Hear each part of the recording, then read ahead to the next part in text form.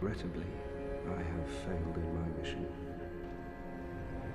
But there's no salvation here. You'd have done better to rot in the undead asylum. She is young, but burdened by an undead mission. How do these martyrs keep chugging along? I'd peter out in an instant. Things are getting treacherous in these parts. A horrible goat demon has moved in below. And up above, there's that humongous drake and a bull demon too. If you stick around this place, it might end up being your grave. The way I see it, our fates appear to be intertwined. So what do you say? Why not help one another on this lonely journey and engage in jolly cooperation?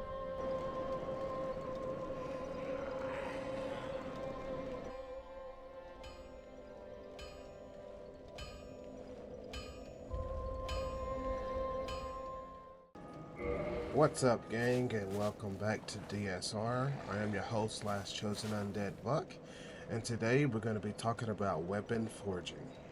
In my hands I hold the trusty Drake sword. I posted a short how-to video before this one if you're curious on how I acquired this weapon.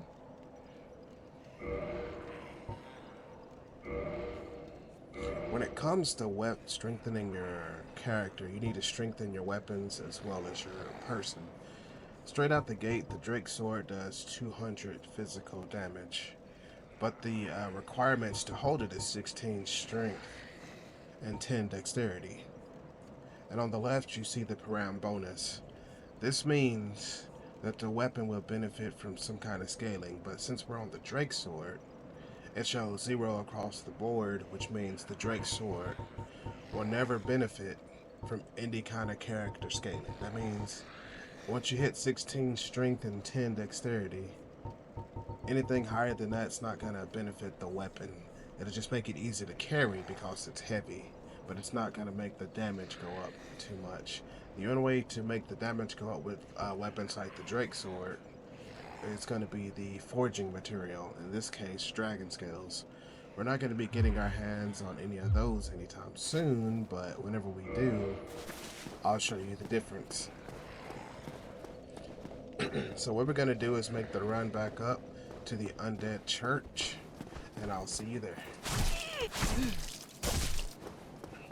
Alright, we're back at the top of the undead church. I'm going to show you right now how much easier this area can be if you have a decently leveled weapon or a high damage weapon. For the most part, you can just shred these dudes with one hit, and then you'll be on your merry little way. So we're back at the old undead church. I don't think we reached this point last time, but now we have a reason to come here. I did do some soul farming in between videos. Like shortly after doing that Drake tail thing, I started doing the Drake farm, where you run up to where the Drake is and let him blow over the bridge. Then I did a couple of laps around the undead burg, and I finally netted enough souls for anything I want. So down here we meet our blacksmith, a simple country blacksmith, Andre of Astora.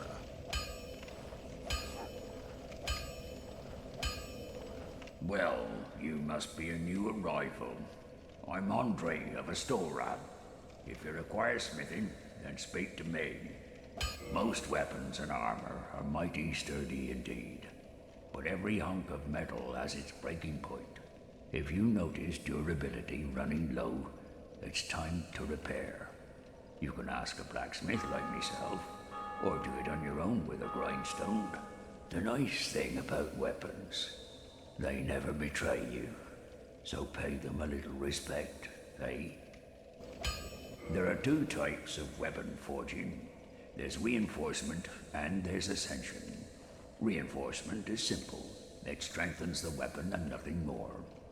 A simple task for any blacksmith.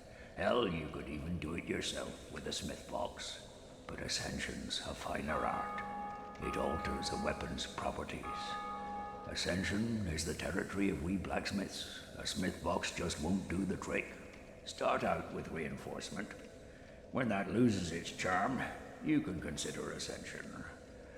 As you've noticed, this land is flush with the mad and wicked.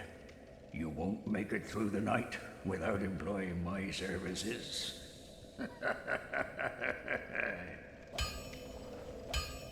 Well, hello again.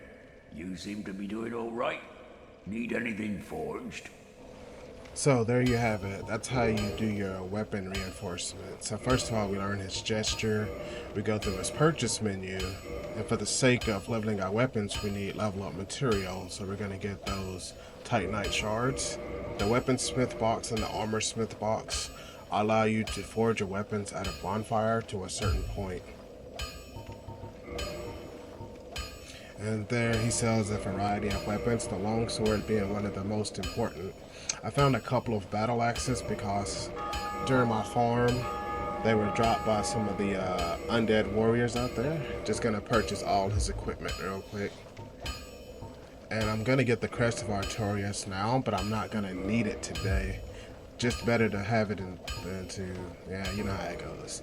Anyway, so we need Titanite shards to level our weapons, and I'm going to be doing the longsword today.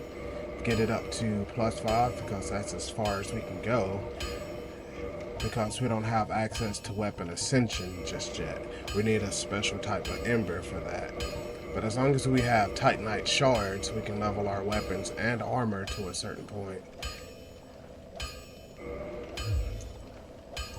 When it comes to armor, though, we can actually go higher without having the need of a blacksmith. The problem with that is you just need the material. And You can forge armor just like you do weapons. Forging armor is even easier than forging weapons. Whether you forge weapons or armor first, well, that's up to you. But nobody wants to see you go hollow. So whatever you do, you'd better do it well.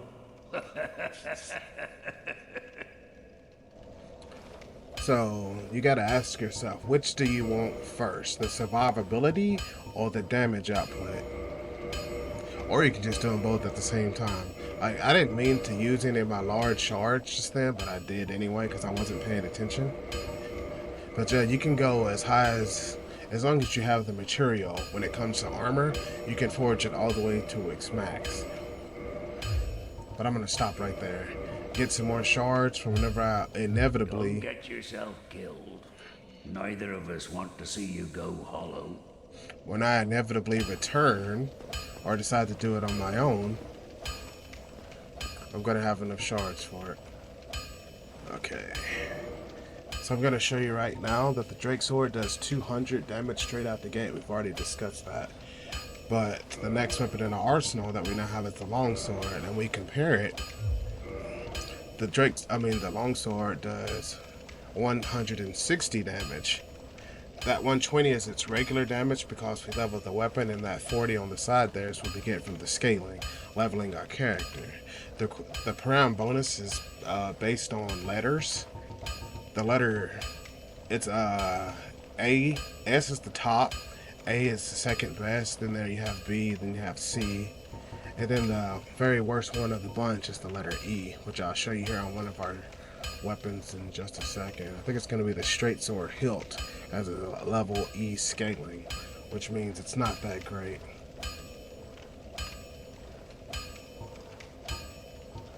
Yeah, like that right there.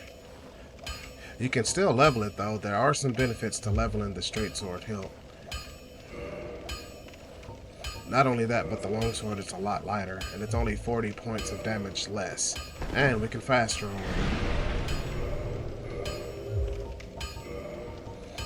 Here I'm going to try to equip a shield, but I'm going to still be slow rolling. But for this next area, it's probably recommended to have a shield though.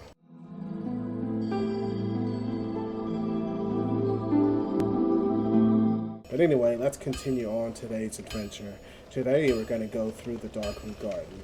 As we've already discussed, for different types of weapon reinforcement, we've reached the end of reinforcement so far. The next thing we're going to cover is going to be Ascension. We can't do that yet because we lack the required material. In this case, that's going to be an ember. Now, you don't have to do this area right now, but we're going to go ahead and do it. Because this is the fastest ember I can think of right now. Let me get rid of that so I can move a little faster. So, it takes 2 swings of the longsword at +5 to take those guys out. But the Drake sword, it should take less, right? 2 swings. But at base level, it's going to take a few more hits with the longsword. The Drake sword is already plenty powerful enough to handle this area. But as time goes on, the longsword will be a better weapon. And it has other benefits too.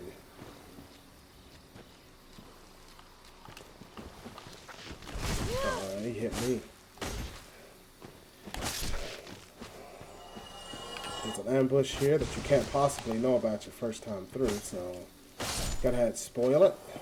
If you go too far too soon, like you run off to meet this guy that's coming at you, this one comes from behind and it can get pretty bad for a new player really quickly.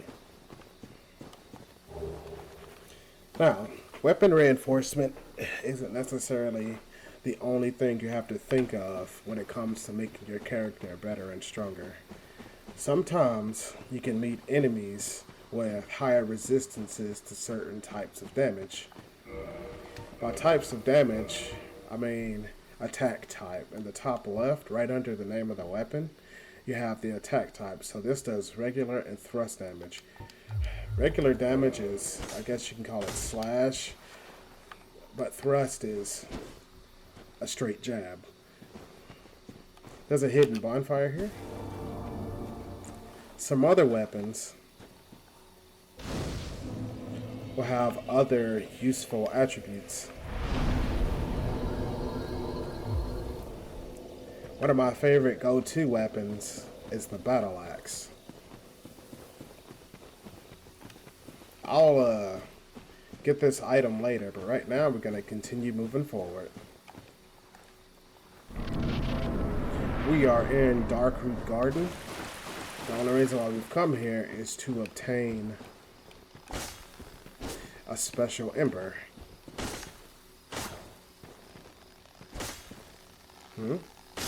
Okay. It took a lot more hits than I thought it would. But anyway, if we come to that fall gate and take an immediate right, we'll notice this fake tree here, and if you take it down, you can get access to a little hidden area. Oh man. These little toad frog guys can drop nice items. Stamina, come here. Green blossoms. It boosts your stamina recovery speed. I'll show that off in just a second.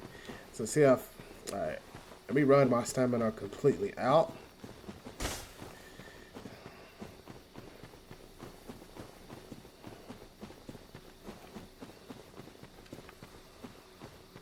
That's how it is at regular speed. But once you take the stamina recovery grass,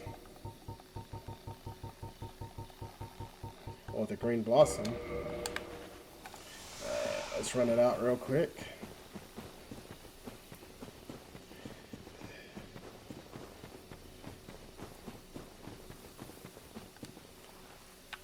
It's a lot faster, which can come in handy because using weapons based on their weight, it can drain more stamina, like claymores, great swords, and things like that. They would drain more stamina, so this can come in handy. So there's a nice little ambush set up here. There's this stone giant laying out here. He'll be happy to wake up and take us on once we reach this point. So, regular and thrust damage against this guy isn't really the most effective.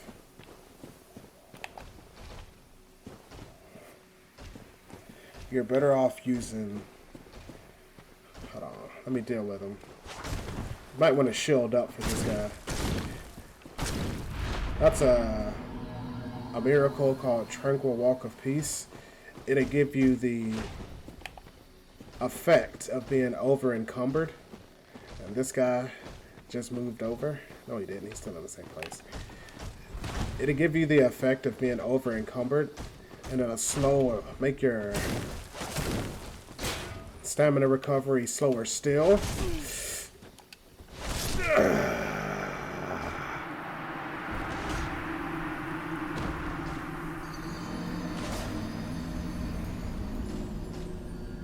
Alright, hold on. Let me get back to that spot. So as we make our way back to our death spot, we see the system at play here. If you die, you're offered a retrieval. But if you don't get that retrieval, and you die again before you get there, it disappears, and you can never get that back. So now I've shielded up. I took off my mask so we can fast roll, and now we should be able to handle this a little bit better. Because as you saw, these dudes do some staggering damage. But like I said, the longsword may not be the best option to handle these guys. But of course, we've got these ones too. Does everything down here just do a lot of damage? The answer is yes. Yes, they do.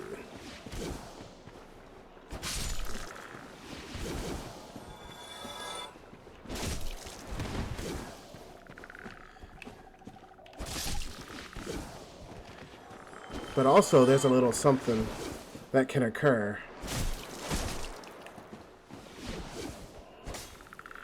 If you can get the enemy in an attacking animation or some kind of movement animation, you get more bonus damage if you can counter your opponent's attacks. That's probably what happened to me. Although, if you get hit while you're rolling, the damage you take is substantial, and it's pretty bad. So we just saw the longsword in action against one of these giants. So let's try something else. And also, since this is a heavier weapon and the enemy we just fought takes off a lot of stamina, I'm putting the shield back on. Let's get some stamina recovery grass. Or some green blossoms. Let's heal up first.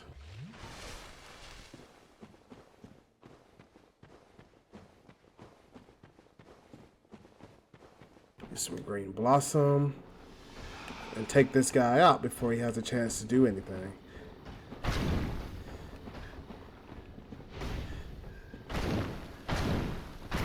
I'll show another way of handling these guys. So let's bring out a different weapon. Oh, so it's just regular. But it's a different weapon type altogether. It's an axe. We're so heavy. Got the wolf ring. We'll discuss that right now. The wolf ring, I'm going to put that on right now. It boosts our poise, as it says here. Poise is our resistance to being staggered. Which means if you take a hit, your character may or may not buckle to the hit.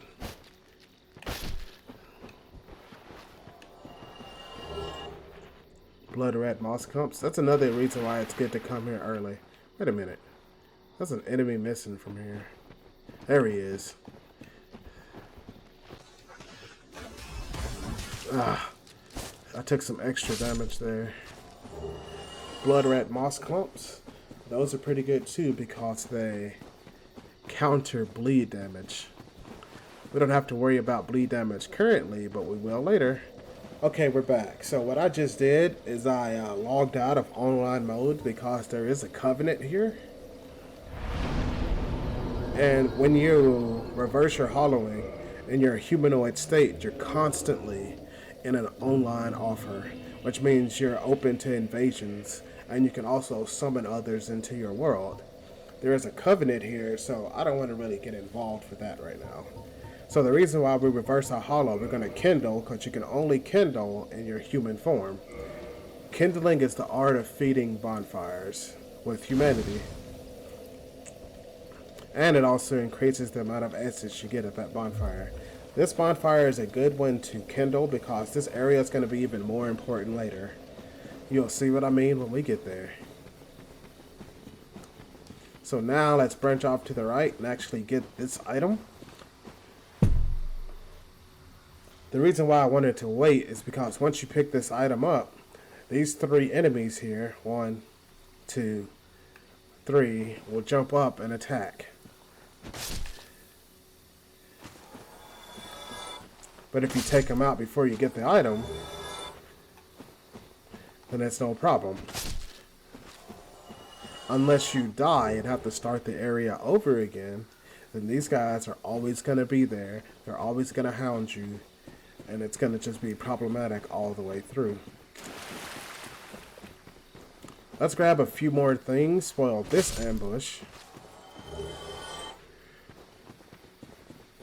And then we're going to finish the area proper. You see there's an item, but there's also an enemy here. Kaboom! The Partisan. The Partisan is a pike thrusting weapon. Thrusting weapons are good because they offer counter damage, which will be made more apparent once we acquire a certain other piece of equipment. Ha! So there's another item we can get here. But what I'm going to do is throw on my shield and take this guy on, because he's blocking the way. These guys are just tough altogether. So there is an item over there. But what I'm going to do is try something different. We'll get it later. But what I'm going to do is try something different.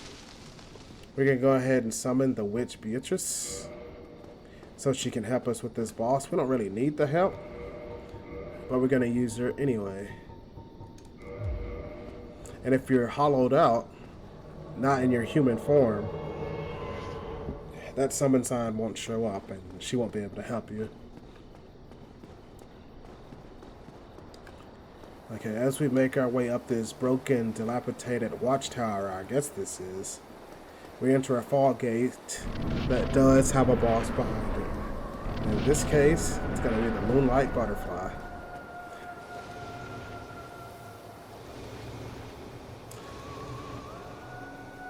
The Moonlight Butterfly deals heavy magic damage, and it really doesn't give you a lot of opportunities to attack it. I almost died again.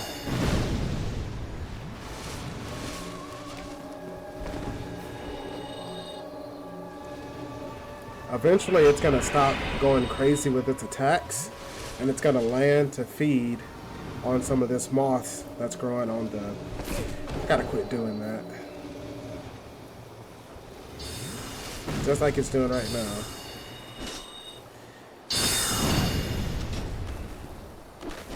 But you want to back off after a certain point, like right now,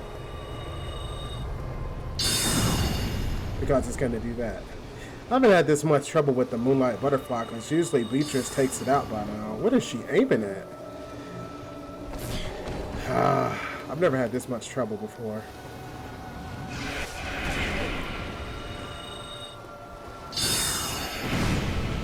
There we go. Beatrice took it out. So we have acquired the soul of the Moonlight Butterfly. Got some humanity because we summoned the Witch Hunter, or the Witch Beatrice Witch Hunter. I'm thinking about Jaren. If you know, you know. But our main reward for dealing with such a monster is going to be this. We see this old broken down workshop. Has a few weapons and it looks oddly familiar, doesn't it? Get the Watchtower basement key, a Divine Ember, and a Homeward Bone. A Divine Ember allows weapon of ascension of a different property. Not necessarily physical damage, but it's magical. Not magical, divine. So if you get stumped in certain other areas, divine weapons will make it a lot easier for you. Andre of Astora will explain it to you when we make it back to him. But before we go there, there's something I want to do real quick. So we're back at the base of this watchtower, and so now we're going to make the mad dash to collect this item and get the heck out of Dodge. Because this area is very, very bad. I'll give you a brief look at what's coming our way. So we got 3 stone guardians, and I think 5 woodmen, or whatever you want to call them. So we gotta get out of here, because if they catch up to us, they're not gonna go easy on us, that's for sure. Oh, the bonfire just turned off. Ow. Wow, we're just gonna have to run. You can fight them if you want to. But you can see how this can get pretty nasty. Because we're being chased by like about 6 of these guys. And their draw distance is pretty large. After we get past this one, however, it should be relatively good. Or not, they're still coming. Alright, let's keep going then. There's no way they're gonna follow me into the church.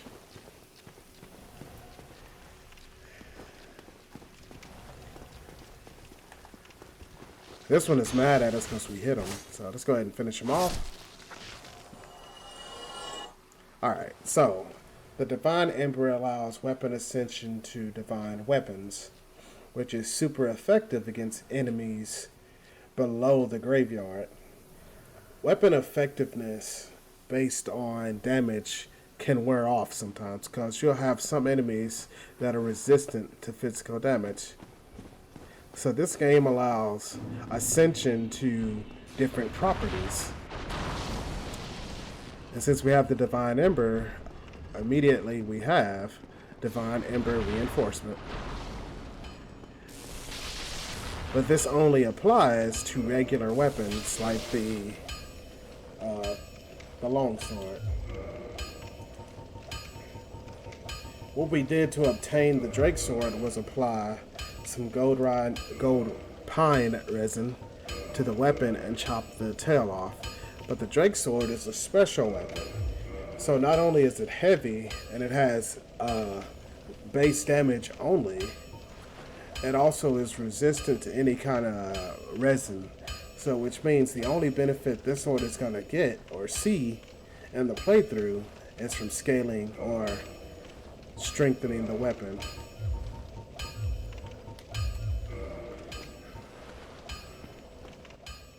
My, that's a rare ember you have there. I've seen one of those before. It's the ember of a divine blacksmith. Might you consider leaving that with me? I could produce divine weapons with a flame such as that. Well, thanks for that. You've made a fine decision. You soon shall see. If you don't know about the Divine Ember, Andre of Astora there's a couple of characters that will let you know what you would need to do to make the catacombs an easier area. This is the old church. It was abandoned in favor of the church that you passed through. There are paths leading from here to 2 forbidden plains, Sen's Fortress and the Darkroot Garden. They attract all sorts of lunatics, no one as cultured as yourself. It's fine to be undead, but keep a level head, eh? I know little of the Darkroot Garden, although I've heard rumors of a divine blacksmith who resides there. Those who get stumped in the catacombs seek him for divine weapons. Sen's Fortress is an old proving grounds built by the ancient gods. It is the only route leading to the great Anor Londo. Of course, most fools can't even find their way into that fortified death trap, but they won't stop trying. Take that, bumbling Saranya.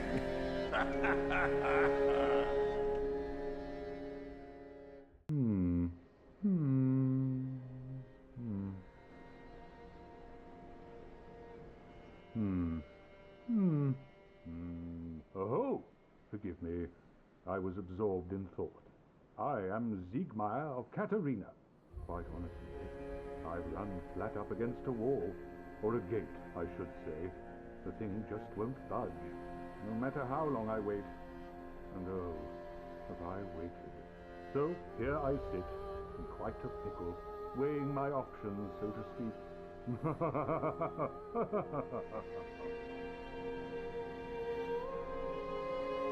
Still closed. Still closed.